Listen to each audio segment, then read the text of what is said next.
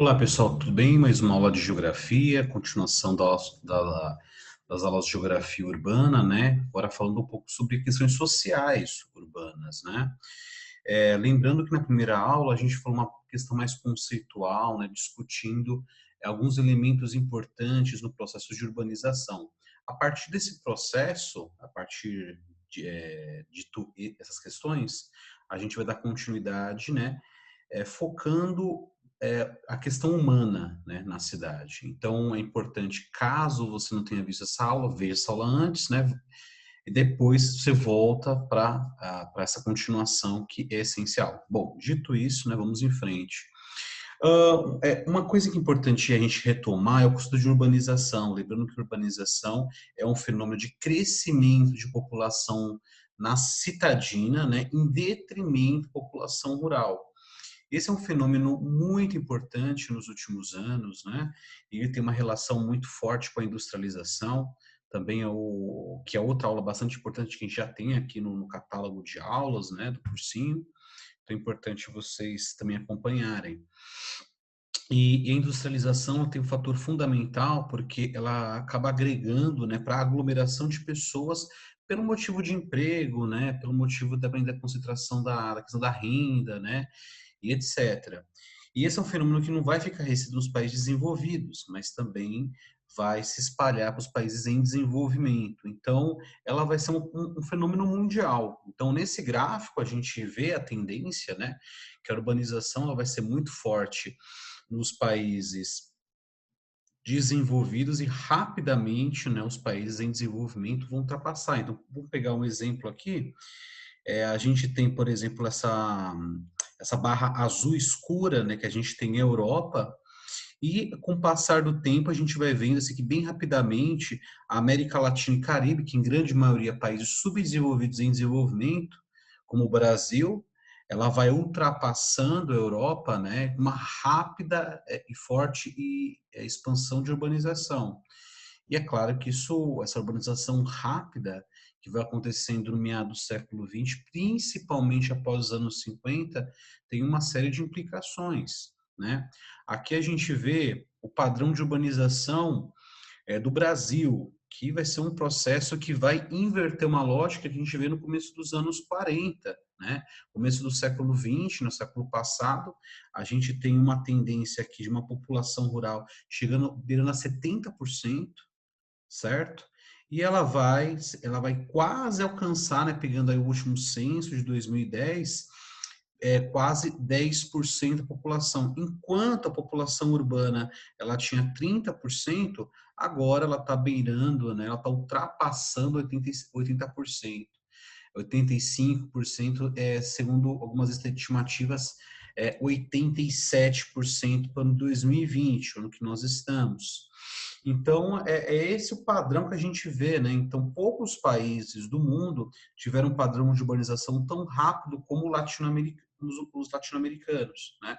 E entre os latino-americanos, né, o Brasil tem um peso enorme, porque a população do Brasil é, de longe, a maior de todos os países da América Latina, e foi um processo avassalador para cidades como, por exemplo, São Paulo e Rio de Janeiro, que estão as duas maiores cidades, respectivamente com 12 milhões e 6,7 milhões aí com estimativas para 2019, 2020. Então, a gente tem um processo muito rápido, né? Aliado a esse processo de urbanização, essa migração de filiais, né? Toda essa questão de filiais multinacionais, né, estrangeiras, que a gente vai vendo, vai analisando, e isso vai ser uma questão bastante importante. Então, como nós havíamos falado no vídeo passado, estudar a urbanização talvez seja um dos temas mais importantes da geografia, né, e da humanidade como um todo hoje, porque grande parte, desde 2008, né, grande parte da população urbana do mundo vive em áreas urbanas, né? Não é uma esmagadora maioria, né? Mas a gente tem aí uma condição bastante significativa.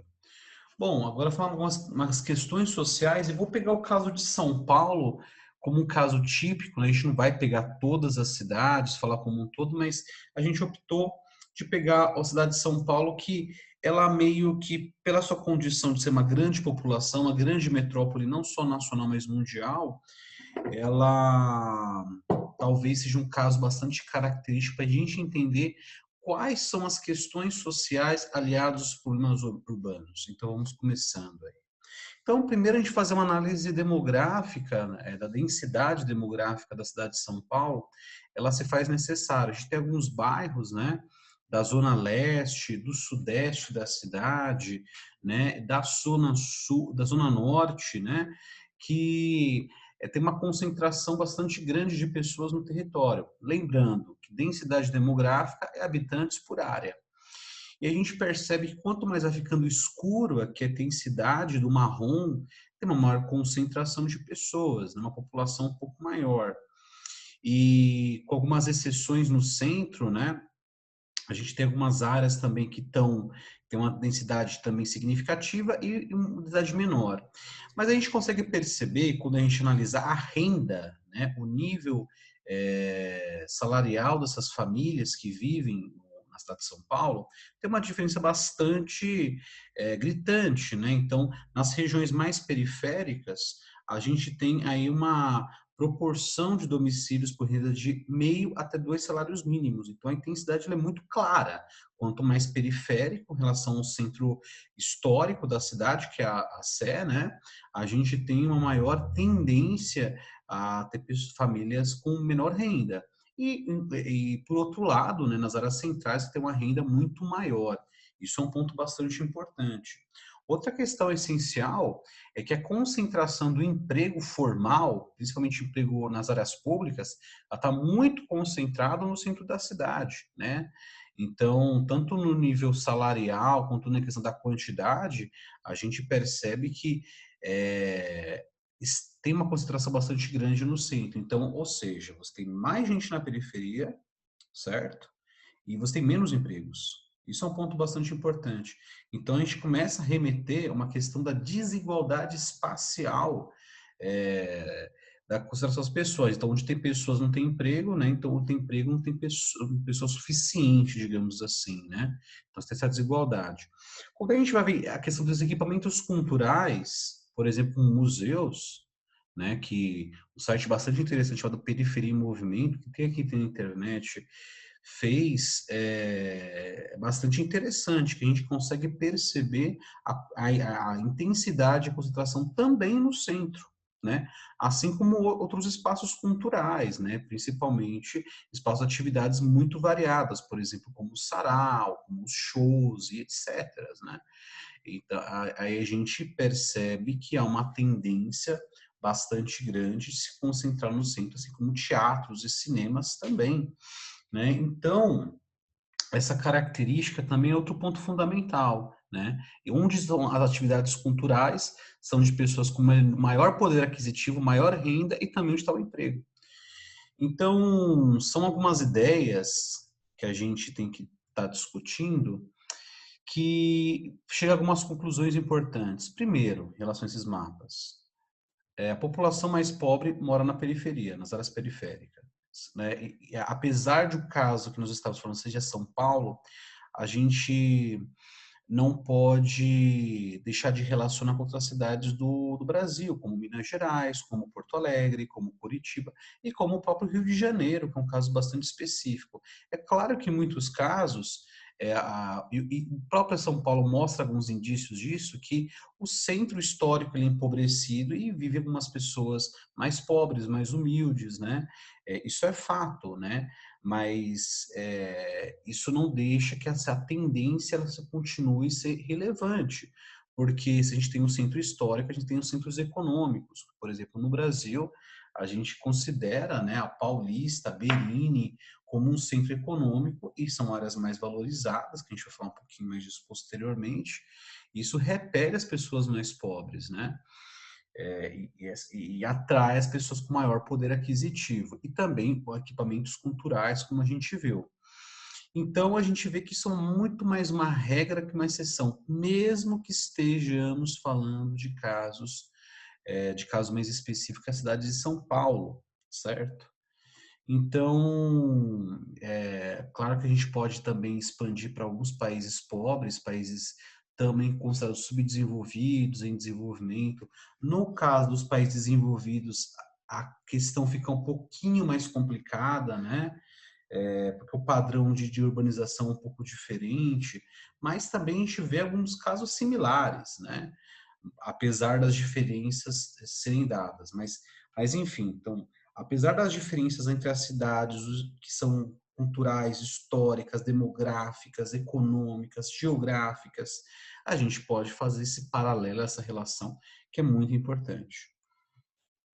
Aí a gente cabe uma questão, né? Porque, pensando a partir do ponto de vista de uma necessidade social e do poder público, né? O que poderia melhorar a condição da população em curto prazo? Então, para ligar essas populações tão distantes para as necessidades dela, que é emprego, cultura, lazer, né? Entre outras coisas, a gente poderia pensar, né? O investimento em transporte público, né? Então, que ligaria esses espaços. Então, teria aí uma característica fundamental, importante em relação a isso. Mas, porém, a cidade ela é feita em grande parte para o transporte privado, né? Então, tem uma charge, né, que é maravilhosa, do Andy Singer, além de um artista brilhante, né, militante muito forte para é, essa política anti-carro, que é muito comum tanto em São Paulo quanto no mundo, né, que acabou desde do avanço do Fordismo no começo do século XX, transformando a cidade em um espaço muito reservado para o carro. Se a gente vê as atividades econômicas que são exercidas na cidade, né, os estabelecimentos, as lojas, os locais, o espaço físico em si, a gente vê que o peso do carro é muito forte. Então, se a gente for pensar nos estabelecimentos, por exemplo, é, é, loja de autopeças, postos de gasolina, borracharia, estacionamento, o próprio espaço físico de ruas, avenidas e rodovias, né? A gente percebe que o espaço para o carro é muito forte, né? Concessionárias também, né? Então, isso é bastante significativo, né? É claro que a gente não pode negar que o advento do carro, ela trouxe uma qualidade de vida, uma tendência à qualidade de vida individual, pelo menos no curto espaço de tempo, para algumas pessoas. Por exemplo, a facilidade de você se deslocar na hora que você quer, no momento que você quer, com um conforto e talvez com uma segurança maior, né? Isso, lógico, em partes, com as devidas restrições e proporções. Ok, isso é fato, né? E também é um ganho coletivo muito importante, tanto social quanto econômico, né? Por exemplo, o investimento econômico industrial, né? Quando uma montadora se instala numa cidade, é toda uma cadeia produtiva que ela se beneficia, né? Vamos pensar quanto de indústria tem um carro, né? Borracharia, pintura, fuselagem, né? Então, essa indústria de aço, alumínio, uh, entre outras indústrias, né, de tintas, né, de estofamento também. Então, é uma série de indústrias que muitas vezes, algumas delas são especializadas para fornecer peças para indústrias automobilísticas. Isso gera emprego, renda, impostos. Então, não é à toa também que o valor do carro na sociedade é muito forte. Só que, por outro lado, quando as pessoas que vivem na sociedade, a qualidade de vida por conta do carro, mesmo aquele indivíduo que a gente deu exemplo, que ele pode se beneficiar em parte, quando ele vai se deslocar ao tal trabalho, por conta do aumento de número de venda de carros, as pessoas estão cada vez mais tempo da vida no trânsito, né? Então, uma cidade como São Paulo, é comum por dia as pessoas ficarem de 2 a 4 horas por dia, em média, no trânsito, né? Isso tem casos mais extremos, casos menos extremos, né? E acaba sendo um problema social bastante importante. É, ainda mais quando você tem uma priorização, uma política de uma expansão de vias, expansão de avenidas, a tendência é você incentivar mais o consumo de carros e mais engarrafamentos, né? E fora o perigo e também a violência que traz consigo, né? Porque o modal rodoviário, como a gente viu na aula de transportes, é um modal extremamente violento, muitos acidentes acontecem, né? E essa é uma coisa, né, que não é uma questão apenas individual, né, de falta de cuidado, mas é que é um modal em si muito mais violento por conta da sua natureza, né? Isso é um fato.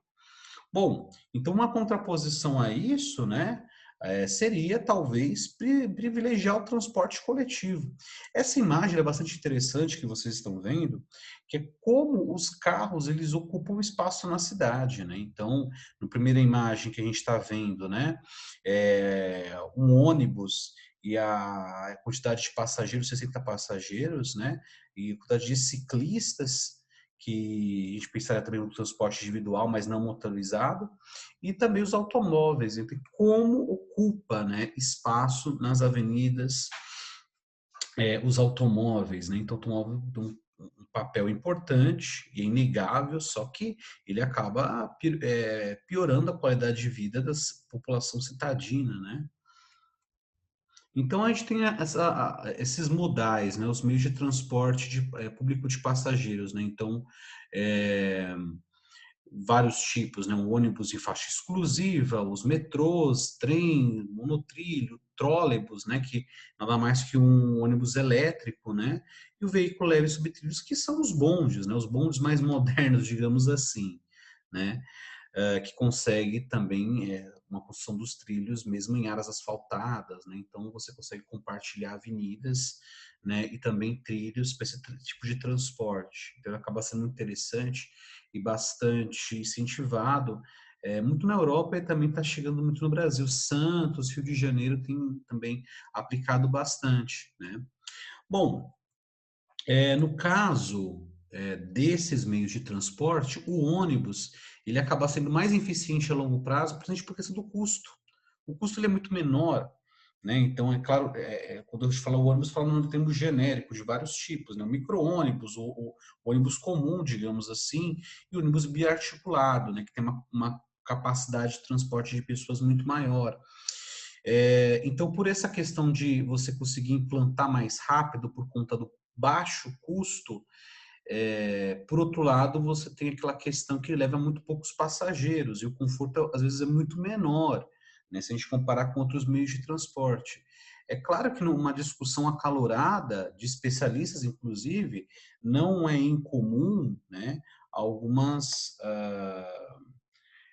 algumas pessoas se defenderem que o ônibus ele não chega nem a ser um transporte de massa, né? Ele transporta muito pouca gente comparado com o trem, com o metrô, mas é claro que para muitos prefeitos, para muitos municípios, para você ter uma ação muito rápida, para tentar melhorar um pouquinho o fluxo das pessoas, ele acaba sendo uma prioridade, pelo menos a curto prazo, né?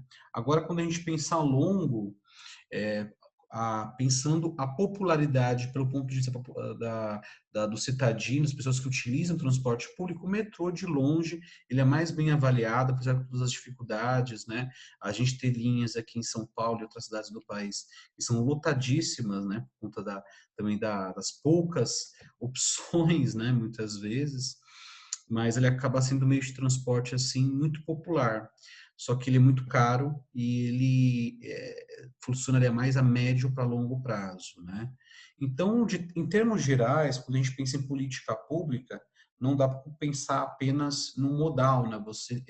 Assim como a gente pensa em transporte de cargas no país, para além das áreas urbanas, quando a gente pensa em locomoção de passageiros na cidade, não dá para pensar também no único meio de transporte. Você tem que pensar em vários meios de transporte e articulando ao mesmo tempo uma política de curto, médio e longo prazo, né, e uma continuidade em vários governos, e uma questão bastante importante em relação a isso. Então, o meio de transporte ele se faz uma necessidade, né? É impossível numa cidade como São Paulo, uma grande metrópole, a gente pensar que dá para todo mundo ter carro, que é uma coisa quase que impossível. E é claro que uma solução que seria aprovar uma cidade como São Paulo não é uma solução uma cidade pequena, uma cidade média, uma cidade que tem 15 mil habitantes, ou 200 mil, ou 10 mil. Cada cidade vai ter uma particularidade, depende da formação da cidade, a história, a cultura, o hábito, o aspecto econômico e também a distância, a localidade, como você quer interligar esses espaços. Isso vai variar muito de local para local. No caso de uma cidade grande como São Paulo, dificilmente a gente pode pensar em um meio de transporte, pensar vários ao mesmo tempo, porque as cidades são muito grandes. E além disso, né, também pensar em medidas de longuíssimo prazo, que é levar empregos, né, que também seria médio a longo prazo, para locais que são distantes, levar equipamentos, né? Então, tudo ao mesmo tempo. Então, é uma questão um desafio muito grande, né, pensando no poder público e para tentar modificar essa situação. Então, o transporte tem uma característica essencial. Então, aqui a gente tem uma área de metrô, né, transporte metropolitano aqui em São Paulo. Claro que levando em conta que a gente está falando metrô aqui junto com o monotrilho, né, que não necessariamente metrô, mas como faz parte da rede, a gente está incluso aqui. Mas apesar da demora, que muitas vezes a gente pode pensar em relação à expansão da linha, né, e a rede do metrô de São Paulo, talvez é uma das poucas do Brasil que a gente pode chamar rede metroviária mesmo, mas se a gente comparar com o mundo, a lentidão é muito grande na expansão, né, ela não consegue nem atingir os extremos, as regiões que necessitam muito do transporte, como a própria Zona Leste, né? Isso acaba sendo um grande problema. Quando a gente compara o metrô, por exemplo, da cidade de México, é uma diferença bastante grande, né? Ele foi construído quase na mesma época, né? Na verdade, aí uns 5 anos antes, mas a gente vê uma expansão muito maior das linhas em contraposição a São Paulo, né? E a gente tem que levar em conta por que essa lentidão é muito maior, porque a própria natureza de São Paulo, a partir dos 50 como metrópole, ela vai surgir como uma cidade, e isso nós comentamos agora há pouco, como uma cópia de Chicago, muitas vezes, né? Os administradores, os prefeitos que foram passando, priorizaram muito pouco, né? Prefeitos e também governadores, né, que também é um papel do governo do estado, a cidade de São Paulo como um espaço, né, priorizando áreas coletivas de transporte coletivo, né? Mas sim o transporte individual, o carro, ele era uma base muito forte, né? E Chicago também tem uma força muito grande nesse processo, uma inspiração muito forte, né? Quando a gente vê o centro de São Paulo, o centro antigo, a gente vê essa inspiração muito grande em São Paulo, né? Tentando se modernizar a partir daí do símbolo do prédio, né? Do arranha-céu, né, e também do automóvel. Então, é uma duplicidade, né, essa característica é muito importante. E aí, quando a gente compara com outros países que estão uma tradição muito mais antiga no metrô, é uma coisa muito desigual, digamos assim, né, o metrô de Paris, aí tem 220 quilômetros de extensão, 16 linhas, né, e 300 estações, né, comparada aí com poucas estações que a gente tem aí, poucas linhas que a gente tem na em São Paulo ainda, mas é claro, né, apesar de ser muito mais recente. E lembrando que a Paris é uma cidade com cerca de 2 milhões de habitantes, enquanto São Paulo tem 12 milhões de habitantes. Então é uma coisa bastante significativa, né? A gente vê também uma comparação do transporte do Rio de Janeiro, né, com Xangai, né? A China teve uma expansão violenta, né, tanto de construção de metrô, trem-bala, né? Então, uma coisa maravilhosa, uma expansão muito significativa nos últimos anos. Aí cabe algumas questões a partir dessa discussão em relação a transportes no Brasil e São Paulo específico. É, que aí vamos voltar a uma questão, né? Antes de qualquer coisa, por qual motivo a população vive nas regiões mais periféricas? Aí a resposta ela é muito simples, né? É a especulação imobiliária. Então, a especulação imobiliária ela é um processo bastante complicado em relação a essa população viver em áreas mais distantes, né?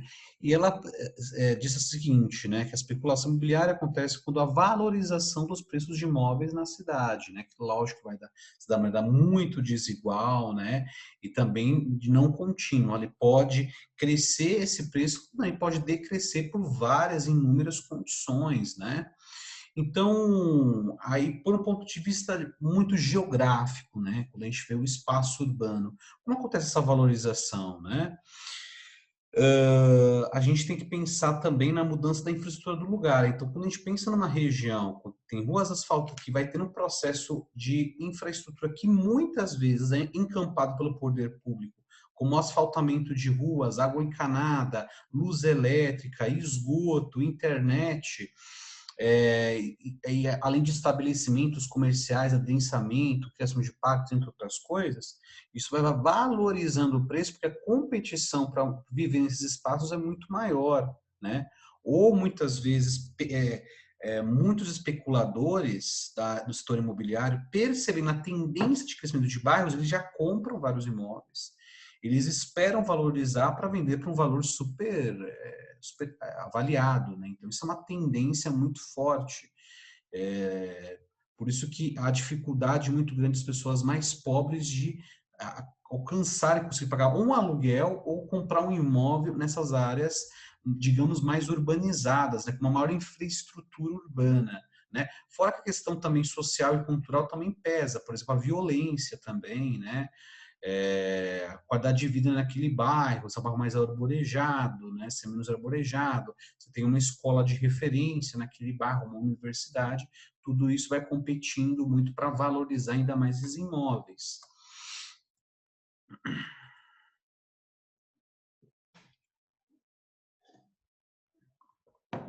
Então, essas modificações urbanas, a gente pode dizer que tem uma melhor qualidade de vida. Então, essa relação, ela é bastante intrínseca, né?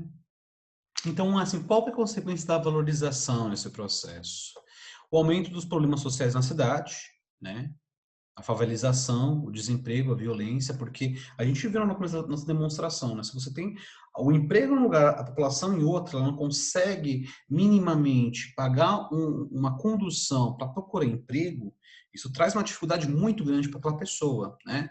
Então, o desemprego tende a aumentar, né? A favelização, lugares insalubres e a violência. Então, tem uma relação bastante grande. E isso também quando a gente fala de desigualdade social que tende a se tornar mais brutal, né? Uma cidade como São Paulo, né? E fora todas as implicações que vive, inclusive de vida, viver num lugar como esse, né? Todas as carências que a gente possa imaginar. A gente fala muito do processo de pessoas que vão tentar adquirir imóveis em lugares valorizados e não conseguem por conta do valor. Mas quando uma pessoa vive, a população pobre vive em um lugar sem um título de propriedade, e esse lugar se valoriza, acontece isso que está aqui, a gentrificação, que é a expulsão da população das áreas mais pobres da cidade. Então, é um duplo processo. A população que está na periferia já e não consegue adquirir um imóvel nas áreas mais valorizadas, e a população que está naquela área que está valorizando, ela é expulsa quase que literalmente, se a gente for o poder público para ela ter um título de propriedade, não conseguir comprovar que vive naquela região, ela é expulsa pelo processo aí de expansão urbana, infraestrutura e o mercado imobiliário lucrando muito, né, com esse processo.